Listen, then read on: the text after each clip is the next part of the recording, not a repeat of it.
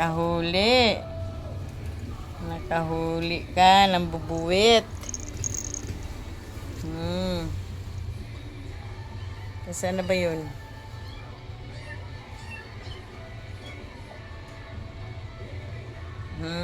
Sige. Kinakain niya. Sige. Nakain niya ba yan yung bubuwit na yan?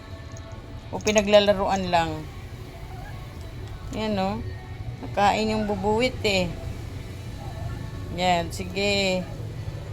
Nakain niya. Yung nahuli niyang bubuwit, kinakain. Ayan o, hindi ko lang alam kung malulunok niya ba yan.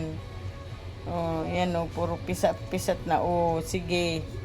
Pinaglalaruan. Oh, oh.